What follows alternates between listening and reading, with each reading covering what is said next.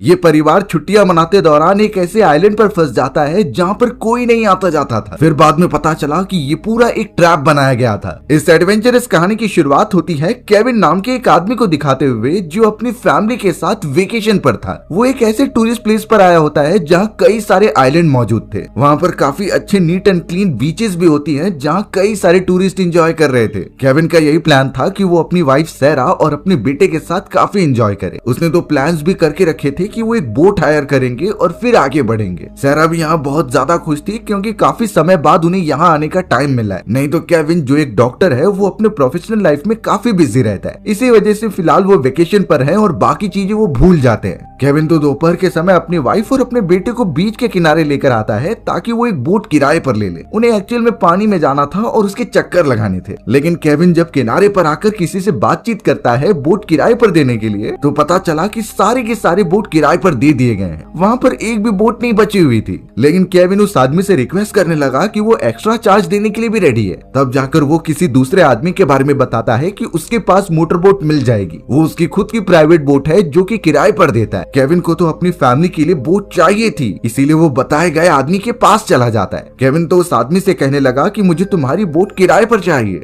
लेकिन वो आदमी एक समय पर काफी सोचने लगा कि इसे देना भी चाहिए कि नहीं। पर केविन उससे जस्टिफाई करता है कि मेरे साथ मेरी फैमिली भी है और वो सब ये पूरी जगह घूमना चाहते हैं। बहुत कन्विंस करने के बाद आखिरकार वो आदमी मान जाता है और केविन उसे किराया भी दे देता है। केविन अपना आईडी कार्ड भी प्रोवाइड कर रहा था, लेकिन उस आदमी ने खुद ही मना कर दिया। वो कहता है कि मुझे तुम पर भरोसा है और आईडी कार्ड की कोई जरूरत नहीं। केविन इस बात से थोड़ा शक करने लगता है, लेकिन फिलहाल काफी देर हो चुकी थी। वो सीधा मोटर बोट उठाता है और अपनी वाइफ और बेटे को लेकर निकल जाता है पानी की तरफ। उनकी फैमिली को बहुत ज्यादा मजे आ रहे थे। खास करके सैरा इसे बहुत ज्यादा एंजॉय करती है क्योंकि उसे यहाँ आने का ज्यादा चांस नहीं मिलता। उसे बीचेस, आइलैंड और एडवेंचरस चीजें करना बहुत अच्छा लगता था। तो यहाँ केविन भी अपनी फैमिली के साथ काफी एंजॉय करने लगता है, बिना इस बारे में सोचे कि आगे चलकर उनकी क्या हालत होने वाली है। अब कई देर तक पानी पर घूमने के बाद बहुत ज्यादा देर हो जाती है। सैरा तो केविन को कहने लगी कि हमें शायद वापस चलना चाहिए क्योंकि शाम होने वाली है। केविन भी इसके लिए राजी हो चुका था, लेकिन तभी अचानक उसकी नजर सामने मौजूद एक आइलैंड पर पड़ी। केविन के अंदर जिज्ञासा जागने लगी कि हमें वहाँ एटलीस्ट एक बार जाकर देखना ही चाहिए। उसने सैरा को भी कन्विंस करते हुए बोट उस आइलैंड की तरफ मोड़ ली। कुछ ही मोमेंट के अंदर वो उस आइलैंड के बीच के किनारे पहुंच जाते हैं और वो बहुत ब्यूटीफुल आइलैंड था। वो ज्यादा बड़ा भी नहीं होता, लेकिन एकदम परफेक्ट था। तीनों वहाँ से नीचे उतरकर कई सारी चीजें देखते हैं, पर ऑब्वियस बात थी कि वो एकदम सुनसान आइलैंड होता है। वहाँ पर ना ही कोई जानवर था और ना ही कोई आता जाता था।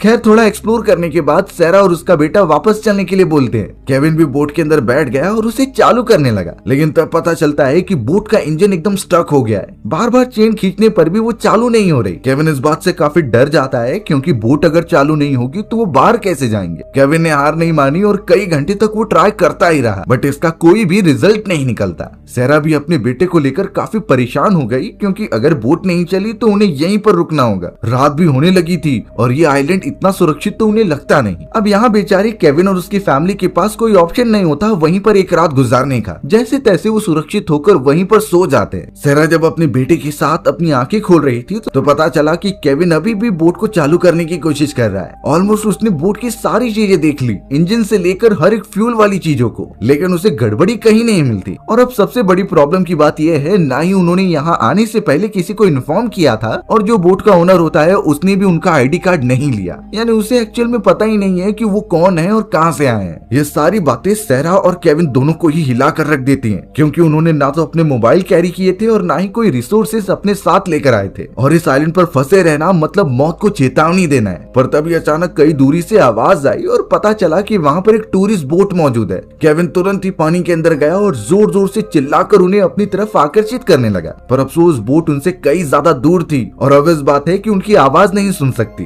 कुछ ही देर के अंदर बोट तो वहाँ से चली जाती है और केविन निराश हो जाता है। लेकिन केविन अपनी वाइफ और बेटे से कह रहा था कि ये जरूर एक टूरिस्ट एरिया हो सकता है और उस जगह से शायद वापस से कई सारी बोट गुजरेंगी। हमें उसके लिए तैयार रहना है और एक बार वो देख लेंगे तो हमें बचाने आएंगे ही। लेकिन उनका लक इतना ज्यादा खराब था कि उस एक बोट के जाने के बाद दूसरी कोई बोट वहाँ से गुजरी ही नहीं। देखते ही देखते वहाँ पर फिर रात हो जाती है और उन्हें उसी तरीके से बीच पर सोना पड़ा। जैसे तैसे अब उन्हें अनजान आइलैंड पर 2 दिन बीत चुके थे। अब तक किसी भी प्रकार की मदद के आसार दिखाई नहीं दे रहे होते। यानी वो तीनों एक ऐसे माया जाल में फंस चुके हैं जहाँ से निकलना शायद नामुमकिन है। इतना समय बीतने के बाद भी वहाँ कोई मदद करने नहीं आ रहा था। अब तो सारा को लगने लगा कि शायद उनका अंत आ चुका है और वो यहीं पर मरने वाले हैं। लेकिन केविन उसे भरोसा दिलाता है कि हम यहाँ से जरूर निकल के ही रहेंगे। केविन तो ये सिर्फ सारा को दिलासा देने के लिए कह रहा था, क्योंकि उसे भी पता है कि अब शायद कोई नहीं आने वाला। केविन के बेटे की भी तबीयत काफी खराब हो चुकी थी, तो उसे यहाँ पर रुकना नहीं था। इसीलिए जब बोट काम नहीं कर रही थी तो ट्राई करता है वो पानी में उतारने का और अपने फैमिली को उसके ऊपर बिठा देता है। केविन के पास एक चप्पू था जिसकी मदद से वो बोट को आगे बढ़ाने लगा। अब ये दिख तो एकदम सिंपल रहा होता है, लेकिन केविन को पता है कि कितनी मेहनत लग रही थी। उसकी पूरी बॉडी एकदम से पेन करने लग गई होती है और उसके अंदर जरा भी हिम्मत नहीं बची। बेचारा केविन कुछ देर तक मेहनत करता है और फिर बाद में अपनी फैमिली के साथ ही लेट जाता है। वो तो बार बार यही चेक कर रहा था कि उसके वाइफ और उसका बेटा जिंदा है कि नहीं। फिलहाल तो उनकी नसें चल रही होती है, लेकिन पता नहीं कब तक ये सब होता रहेगा। केविन बेचारा अब तो हार मानने की कगार पर आ चुका था, पर तभी अचानक उसे कुछ आवाज सुनाई देती है। पता चला कि वहाँ पर किसी फिशरमैन की बोट जा रही है, इसीलिए केविन जोर जोर से आवाज लगाने लगा।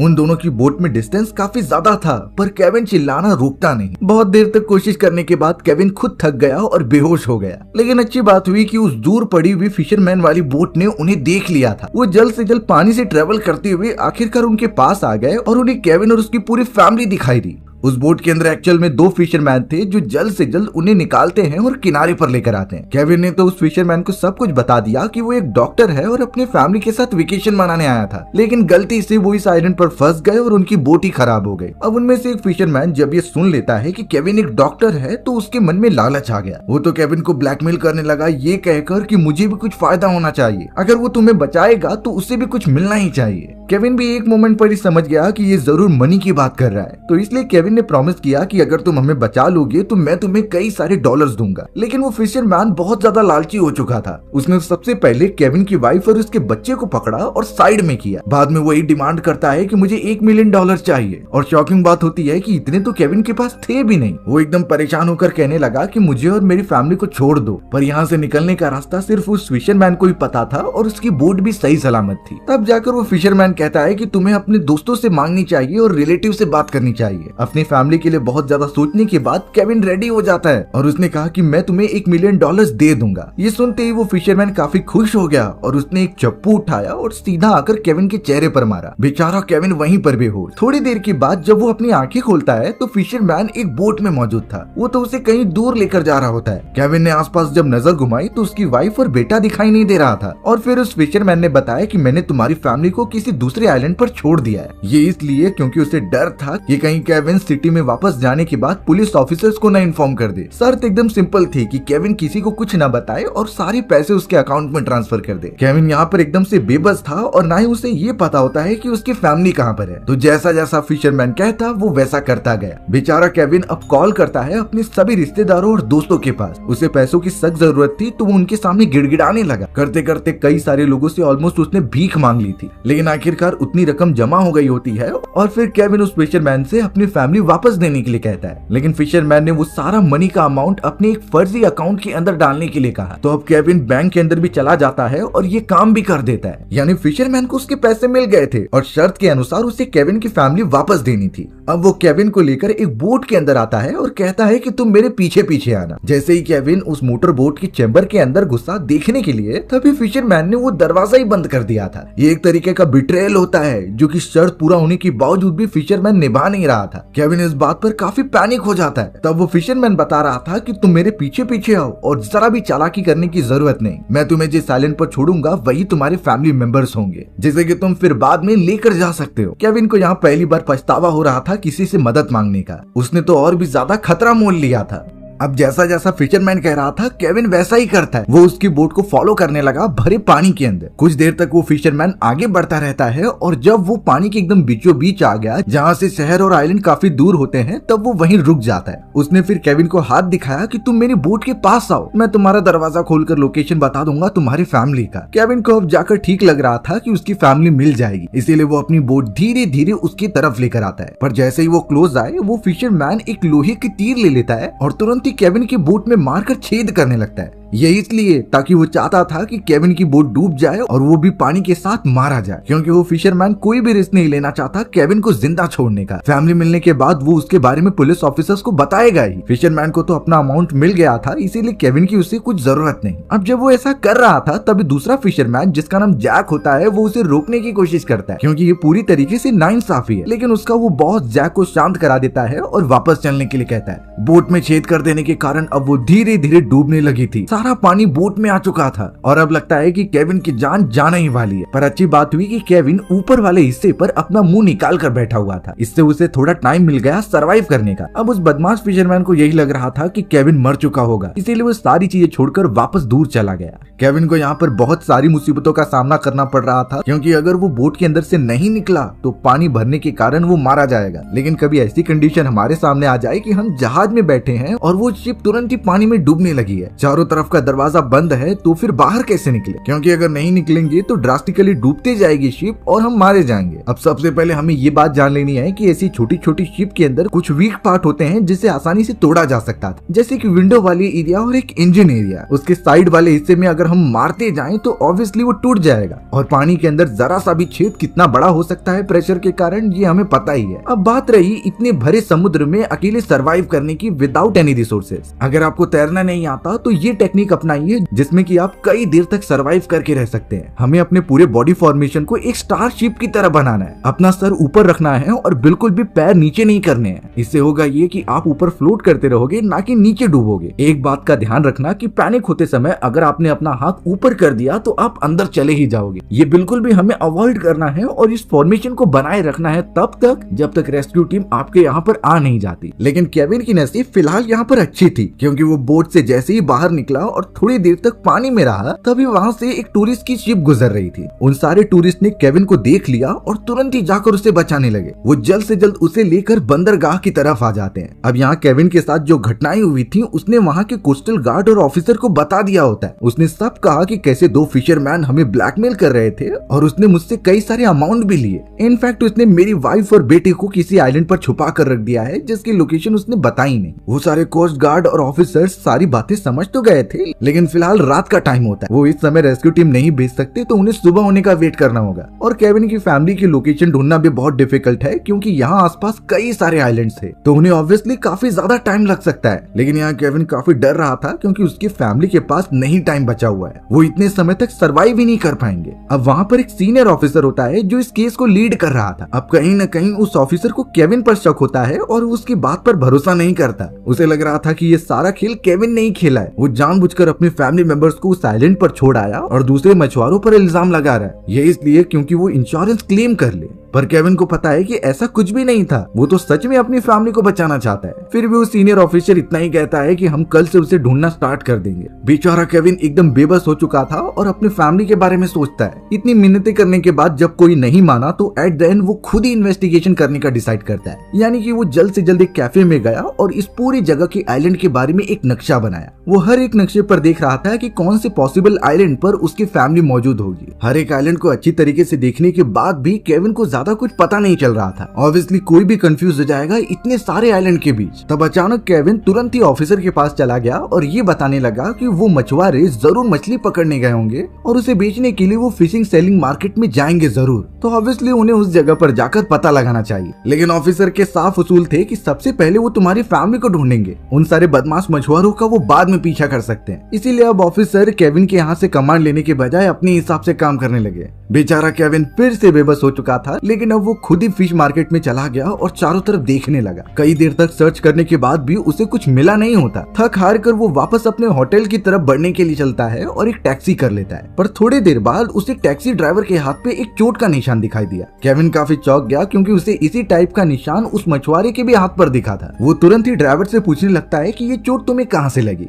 तब वो बताने लगा कि एक स्ट्रिंगरे मछली है जिसे पकड़ते टाइम ही ये घाव लगता है। केविन को शक था, इसीलिए वो पूछने लगा कि तुमने इसका इलाज कहाँ पर किया। ड्राइवर साफ कहता है कि इस पूरी जगह पर सिर्फ एक ही हॉस्पिटल है जिस पर इसका इलाज किया जा सकता है। तो ऑब्वियसली यहाँ केविन समझ गया कि जरूर वो मछुआरा भी वहीं पर गया होगा, इसलिए अब केविन जल्द से जल्द उस हॉस्पिटल का एड्रेस लेता है और वहाँ पर चला जाता है। उसने जानबूझकर अपने हाथ पे चोट लगाई और एक डॉक्टर से जाकर इलाज कराने लगा। बातों ही बातों में केविन उसे अपनी सारी कहानी सुना देता है कि कैसे कुछ मछुआरे उसकी फैमिली को किडनैप करके गए और अब वो उसे कैसे भी करके ढूंढ रहा है। तो अब केविन ने उस फीमेल डॉक्टर से मदद मांगी कि हॉस्पिटल में आए हुए कुछ रिसेंट पेशेंट की डिटेल्स दे दे। पहले तो वो डॉक्टर मना कर रही थी क्योंकि ये सब कॉन्फिडेंशियल है, लेकिन फिर उसे दया आ गई और उसने सारी डिटेल्स उसे दिखा दी। केविन यहाँ कुछ पेशेंट्स की डिटेल्स देखता तो है, लेकिन वहाँ फोटोग्राफ्स नहीं थी, वहाँ पर सिर्फ एज, हाइट और कलर डिटेल्स होती हैं। तो यहाँ केविन को जितना बन पड़ रहा था उसने वो सारी चीजें मैच की और 2-3 लोगों को चूज करके निकाला। वो तो अब उन लोगों के बताए गए एड्रेस पर जाकर देखने लग जाता है। एक घर पर जब वो पहुंचा तो वहाँ पर एक लेडी मौजूद थी जो उसे देखकर डर कर भागने लगी। केविन बिना घबराए अंदर घुस जाता है। केविन ने तुरंत ही दीवार की तरफ एक शॉकिंग चीज देखी। वहाँ एक्चुअल में उसी फिशरमैन का फोटो था जो अपनी बोट पर फिश पकड़कर खड़ा होता है, यानी ये उसी का घर है। और केविन पहली बार में ही एकदम राइट हो गया।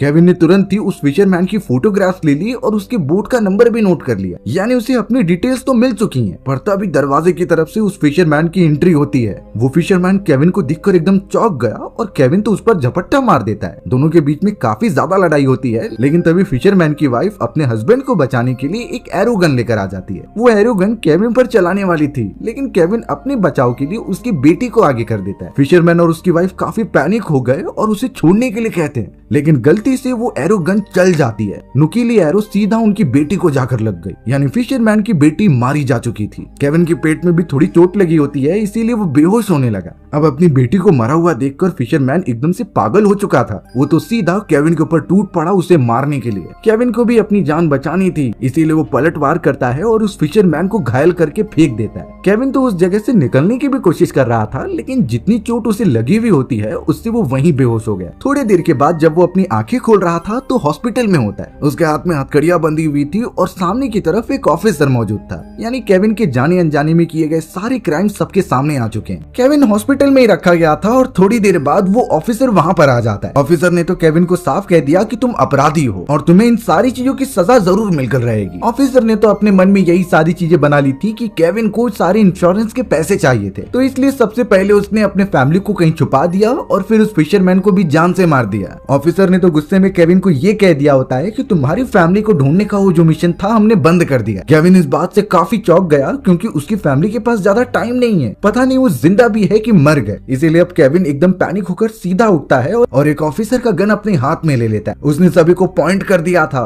और जैसे तैसे अपनी हथकड़ी भी खुलवा ली। उसने किसी पर शूट तो नहीं किया, लेकिन उन्हें डराते हुए वहाँ से भागने लगा। कई पुलिस ऑफिसर्स उसका पीछा कर रहे थे, लेकिन केविन वहाँ से निकलने में कामयाब हो गया। अब देखा जाए तो केविन एक तरीके से भगोड़ा क्रिमिनल बन चुका है, जिसके पीछे कई सारे पुलिस ऑफिसर्स पड़े हैं। पर केविन के साथ कुछ भी हो जाए, लेकिन वो अपनी फैमिली को नहीं छोड़ेगा। फिलहाल के लिए केविन के पास उस फिशरमैन की बोट का नंबर होता है, इसीलिए वो पास ही वाली एक बोट एरिया में चला गया जहाँ सारी डिटेल्स रखी गई थी। वो तो उस बोट से उसके बारे में पता करने की कोशिश करता है, लेकिन वैसे कुछ इन्फॉर्मेशन उसके हाथ नहीं लगती। केविन के दिमाग में ये बात घूम रही थी कि एटलीस्ट उसके साथ जो दूसरा फिशरमैन था जिसका नाम जैक होता है, अगर वो मिल जाए तो उसकी फैमिली किस आइलैंड पर है ये भी पता चल सकता था। लेकिन वो आखिरकार जैक को कहाँ ढूंढे इतनी बड़ी एरिया में, उसे समझता नहीं। बहुत ज्यादा सर्च करने के बाद जब वो एकदम हताश होकर किनारे पर बैठा हुआ था, तभी उसे एक आदमी दिखाई दिया जो कॉल पर बात कर रहा होता है। उस मोमेंट पर ही केविन को आइडिया आया और उसने तुरंत ही वहाँ की लोकल एम्बेसी को कॉल कर दिया। तब केविन बता रहा था कि जब उस बदमाश फिशरमैन ने मुझसे सारे अमाउंट ट्रांसफर किए थे तो उसने अपने साथी जैक को कॉल लगाया था। अगर उस कॉल को अच्छे तरीके से ट्रेस किया जाए तो हम जैक की लोकेशन पता कर सकते हैं। एम्बेसी में ये डिटेल शेयर करने पर वो इसके ऊपर इन्वेस्टिगेशन करने लगे। अब वो सीनियर पुलिस ऑफिसर हमें एक प्लेस पर दिखाया गया जो अपने साथियों के साथ केविन को ही ढूंढ रहा था। केविन भी ऑफिसर को देखता है और चोरी चुपके उसे कॉल कर देता है। उसने बताया कि अगर हम चाहे तो जैक की लोकेशन पता कर सकते हैं उसके कॉल को अच्छी तरीके से ट्रेस करके। पर वो ऑफिसर साफ कहता है कि हमने ये कोशिश की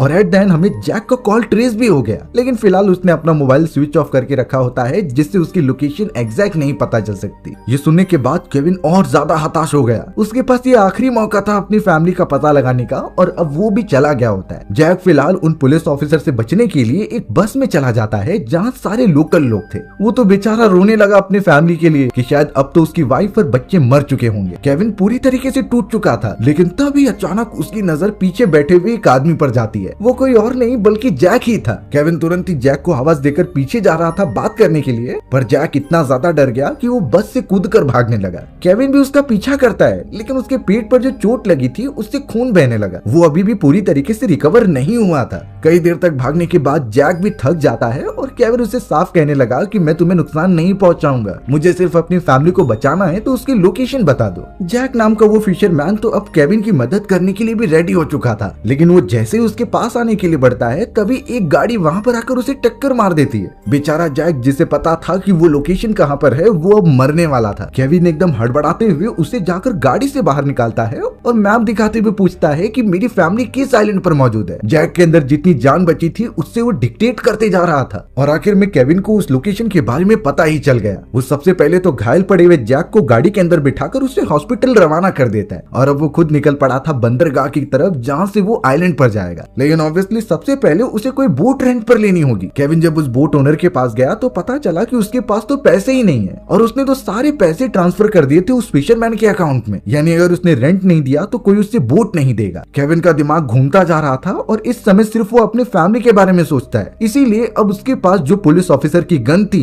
उससे वो कुछ टूरिस्ट के पास गया और गन चलाकर उनसे बोट छीन ली। तुरंत ही उसने फ्यूल भरा और बोट लेकर समुद्र में निकल गया। सारे टूरिस्ट ने जल्द से जल्द पुलिस ऑफिसर को ये खबर दे दी थी, यानी थोड़ी देर के अंदर ही पुलिस ऑफिसर्स भी उसे पकड़ने के लिए आ जाते। केविन बहुत ही तेजी से पानी में बोट लेकर आगे बढ़ रहा था उस आइलैंड की तरफ जहाँ उसकी वाइफ और बेटा मौजूद है। पीछे से पुलिस ऑफिसर लगातार उसके ऊपर फायर कर रहे थे रोकने के लिए। अब यहाँ केविन चाहता तो उसके पास गन थी, वो पलटवार कर सकता था, लेकिन वो कोई क्रिमिनल नहीं है, उसे सिर्फ अपनी फैमिली को बचाना है। उसने वो गन सीधा उठाकर पानी में फेंक दी। अब यहाँ बचने की कोशिश में केविन नोटिस करता है कि उस बोट के ऊपर काफी थ्रस्टर्स लगे हुए हैं, यानी वो बोट और भी ज्यादा तेजी से चल सकती है। तुरंत ही केविन ने उस इंजन को भी ऑन कर दिया, जिससे कि बोट की स्पीड काफी बढ़ गई। वो इतना तेजी से आगे निकलती है कि पुलिस ऑफिसर्स की बोट को पीछे छोड़ देती है। जैसे तैसे केविन कई सारे आइलैंड को पार करते हुए अपने टारगेटेड आइलैंड पर पहुंच गया। वो किनारे पर आकर हर एक जगह पर अपनी वाइफ और बेटे को ढूंढने लगता है। आखिरकार इतनी सर्च के बाद उसे अपनी फैमिली मिल ही गई, जो ऑब्वियसली बहुत बुरी कंडीशन में थी। केविन यहाँ पर अपनी वाइफ और बेटे को उठाने की कोशिश कर रहा था, लेकिन उनके अंदर इतनी हिम्मत ही नहीं कि वो हिल सके।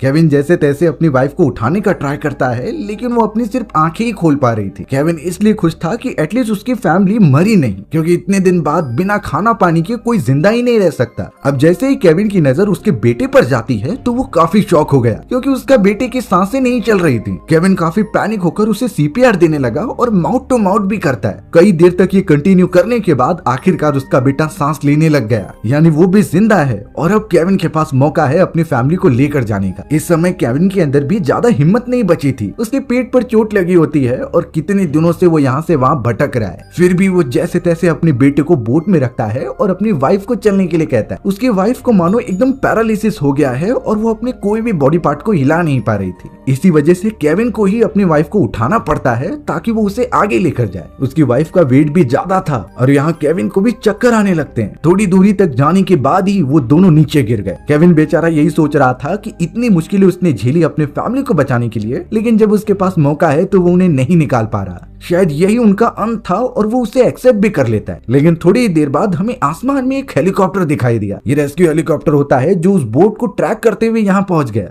जैसे तैसे हेलीकॉप्टर आइलैंड के ऊपर हवर करता है और उन्हें ऑब्वियसली पता चल जाता है कि केविन झूठ नहीं बोल रहा था, यहाँ सच में उसकी फैमिली फंसी हुई थी। केविन भी धीरे अपनी आंखें खोलता है और उन सारे रेस्क्यू हेलीकॉप्टर्स को देख लेता है, यानी फाइनली वो और उसकी फैमिली बच जाएगी। केविन इस बात से खुश तो होता है, लेकिन शायद आगे चलकर वो किसी से मदद नहीं मांगेगा। हमारी भी कहानी इसी तरीके से यहीं खत्म हो गई। सो व्यूअर्स, अगर आपको मेरा नरेशन 1% भी अच्छा लगा होगा ना, तो वीडियो को लाइक एंड चैनल को सब्सक्राइब जरूर कर देना। मिलते हैं इसी तरीके की मजेदार वीडियोस में, तब तक के लिए बाय बाय।